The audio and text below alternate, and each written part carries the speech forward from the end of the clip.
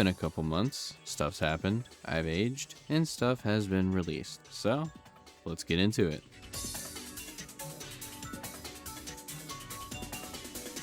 More primes. Yippee! I'm so excited! Not really, because these 3 prime items kind of overall was a pain, and a reason why the video did not come out sooner, including another frame just popping out of the blue. But, as always, it's a prime, so the same farming method, and you get the syndicate list of relic packs as I open them that also don't count towards working out. So without further delay, as I say every video, Hepit for Lith, Olympus for Meso, for Neo, and Apollo for Axie, with one caveat in this video. So how long did it take me? For the Lith C13, I spent 33 minutes, 57 seconds, getting 5 A10s, 4 E2s, 4 K12s, 4 N17s, 3 O4s, 2 C13s, 1 Q2, and 1 Aya, adding 110 to the workout counter.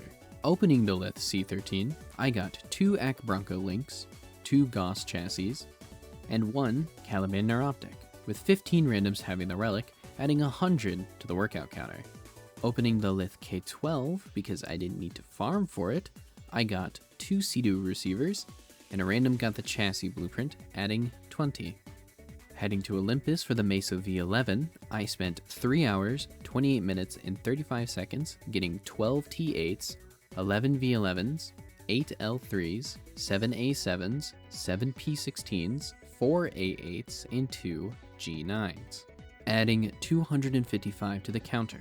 Opening the Meso V11, I got 5 Zaku Neuroptics, 4 Nautilus systems, 2 Fang Blades, 1 Velox Barrel, 1 Brayton Blueprint, and 1 Caliban Blueprint. 5 randoms had the relic, adding 90. I didn't need to farm for the Axie relic because I got his systems first try. Overall, it was okay, about a C to B-ish tier farm for me.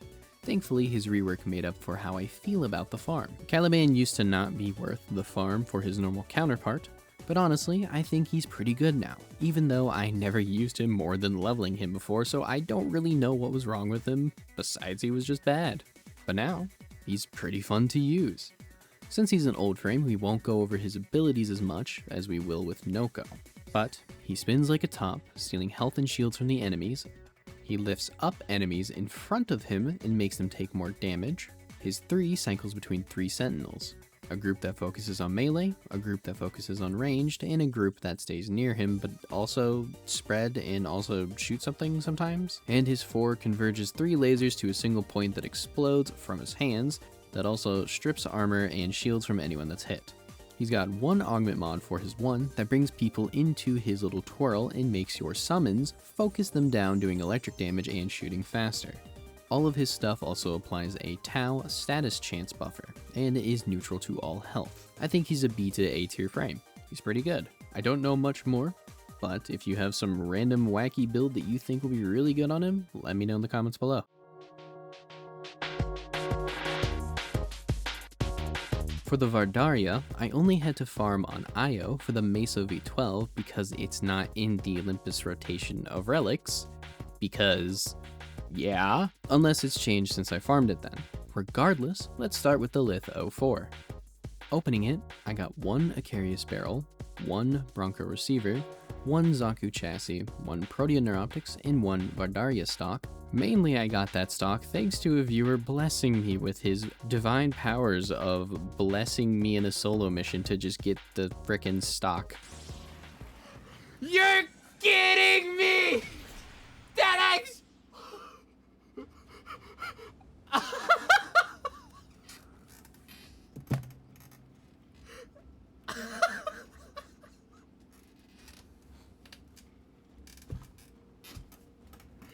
Oh my god, what the Dexman, you are just you're him, bro. You're just him. 2 randoms had the relic, adding 30. Going to Io for the Meso V12, I farmed for 28 minutes, 10 seconds, obtaining 4 T8s, 3 A7s, 3 A8s, 2 P16s, 2 V12s, 1 L3, and 1 V11, adding 70. Opening it, I got 3 Sevagoth blueprints, 1 Velox receiver, 1 Quasis handle, 1 Forma, and 1 Vardarya blueprint. 23 randoms had the relic, so plus 145. Next up, the Neo A15 I got very lucky on and got the barrel instantly. For the S18, I got 4 Sea-Doo stocks, 2 Paris strings, 1 Velox blueprint, 1 Sevagoth chassis, and a random got the receiver, adding 10, and 5 randoms also had the relic, so in total, 75 to the counter. Not as bad as Caliban's farm, so B. B is not what I would call this gun, however. The Vardarya is a very fun gun. It's a sniper that charges up and shoots a hit scan lightning beam, dealing electricity damage with a 40% crit rate and a 2.8 crit multiplier. I already personally like it right there. Unlike other snipers, besides I think like 2 of them, it doesn't force you into the scope. You have an iron sights essentially as well, but you also have the mega zoom option too. But wait, there's even more. When you hit an enemy, it has a chance of spawning up to 3 lightning bolts that hit enemies within 10 meters of the initial hit. The stats for the lightning bolt are identical to the primary fire, so it's kinda nutty. It does have a slower fire rate because you have to charge it, and its reload is kinda slow, but you do have a decent amount in the magazine. It still is a sniper, however, and AoE room clears are better in general. However, this thing is pretty fun to use, and I feel like it could dump some numbers into some enemies. A tier.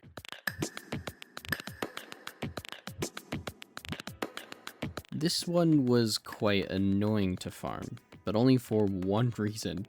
The Lith E2, because it just did not want to give me the relic nor the Venato blueprint. So let's go ahead and get that one out of the way, shall we? Farming the Lith E2, it took me 2 hours, 36 minutes, getting 20 K12s, 17 A10s, 17 O4s, 16 Q2s, 11 C13s, 10 N17s, 10 Aya, and finally 10 E2s. In total, adding a whopping 505 to the workout counter. DE. For the love of fuck. Opening the Lith E2 wasn't much better. Obtaining 8 Daikyu blueprints, 5 double formas, 4 dual Zorn handles, 3 Sevagoth systems, 1 Epitaph barrel, and finally the Venato blueprint.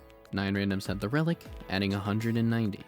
I didn't need to farm for any more relics after that.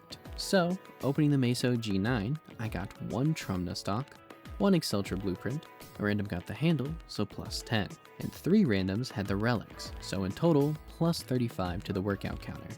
And for the final relic of the video, the Axii V13, I obtained 2 Nautilus Carapaces, 2 Formas, 2 Gossamer Optics, 1 Bursten Barrel, 1 Protea Blueprint, and a random got the Blade. 16 randoms had the relic, adding 130. Just because of the Hepit part and opening so many relics as well, it's going in D. I don't really want to relic grind for a while if I'm being honest. The Venato's potential is going to be very short because I think it's a really good melee weapon, very much so for status builds based off its passive applying Tau with every status, and Tau status effect makes it to where the enemy takes even more status chance for more status effects to be applied to that enemy. So a status melee Venato build would probably go really well with anything else, especially with like maybe priming it to do even more, or priming it with the Venato to make something else do even more. But at the same time, it also has a very good crit, so you could crit with statuses, or just crit in general. It has a ridiculously high crit and crit multiplier, so it's good. I don't really know anything about stances because the stance I put on it was stocking fans, the one it comes with, and honestly it spins around a lot, and if you increase your attack speed pretty well, it does wonders, and it spins a lot. The attack speed itself isn't also that fast. I put Berserker Fury and or just Fury in general to have a better attack speed, but overall it's a pretty good melee weapon. I'd say B to A or maybe even A to S.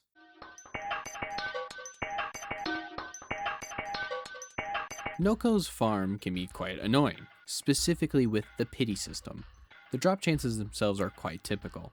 Each part drops from the B and C rotation of the bounty. I say rotation, but it's more like the B and C reward, having a 2.5% drop chance on B and 10% on C. Steel Path only upgrades the B drop to 5%. There are only 3 bounties, and each piece drops from a separate bounty. The main blueprint drops from each bounty at 5% on the C reward. Steel Path upgrades it to 8%.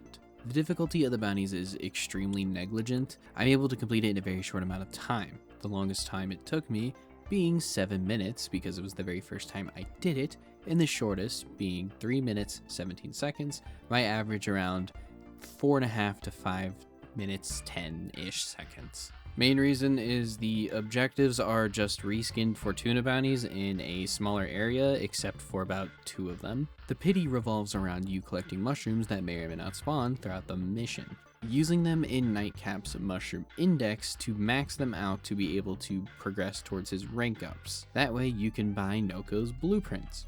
You, however, need to get a crap ton of just one mushroom and max it out multiple times in order to do so. This is in place of the reputation system. It is all literally RNG depending on what mushrooms you get in the mission and at the end of the mission as well. At the end of the bounty, you get a certain amount of mushrooms depending on how many bonuses you completed during each stage of the bounty. And also, one little thing, I did try and go to like another location and find more mushrooms in there, and I didn't find any.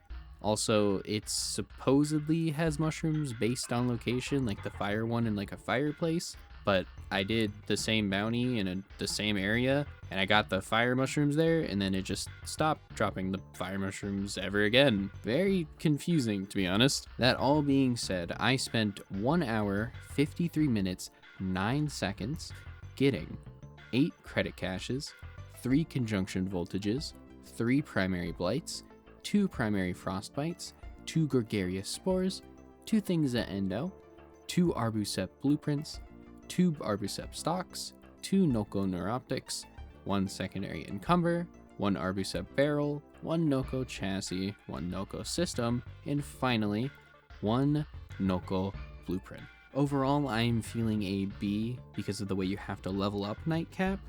And I mean, just in case you do get screwed over, you can buy mushrooms with the currency you get on the A rotation, but it's 10 per 1 mushroom, and some mushrooms you need like 12 of them to level them up, and say you don't get a single one in the mission or for a while, that's 120 of the currency.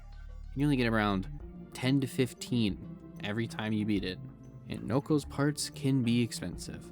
Thankfully, it is worth it because Nokko is very good. I like him. He's very cool and very good. He does so much damage with his 4, but we're getting ahead of ourselves here. Let's start with his 1 and 2, because you essentially do the same thing with 2 different effects. You throw a mushroom down that inflicts viral spores periodically and puts the enemies to sleep. The second mushroom gives you energy per pulse and ability strength. You're only allowed 4 of the first mushroom and 2 of the second one at a time.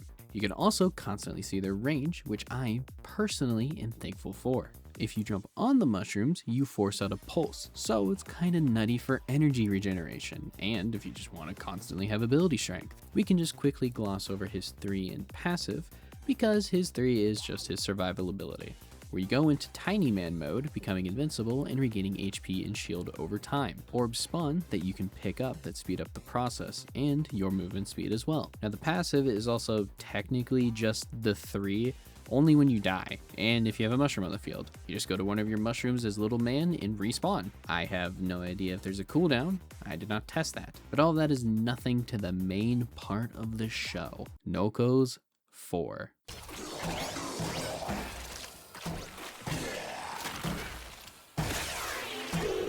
With Spore Spring, you throw out a bouncy mushroom that homes onto enemies and increases in damage and crit chance per bounce. Also applying toxin stacks onto the enemy. Also it's AoE. Also it's affected by crit damage multiplier increases. Also when it bounces on a mushroom that you've placed already, it doubles the effect, doubling your energy regen on the 2 and doubling the amount of ability strength it gives you. This frame is nuts. The only problem is his 3 to a degree. Being able to go invincible and heal up and reposition and get back to the fight is great.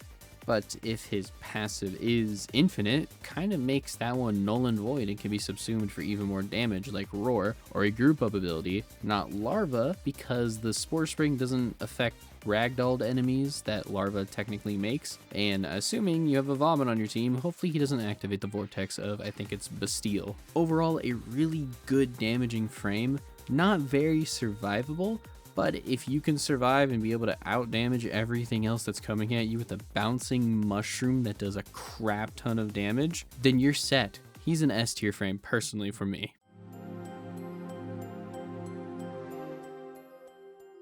An S tier farm. Super easy, just get 30k standing with the hex and buy it from Minerva and craft it. And again, all the materials are super easy to get, just plain $19.99. The easiness sort of reflects its usefulness as well. This thing is alright to me. It's a standard pistol with good crit, alright status, and an alt fire that does a small corrosive blob. It does puncture damage, so crit will probably be better on it. But overall, nothing impressive. That's about it, just a standard pistol that does well. B tier.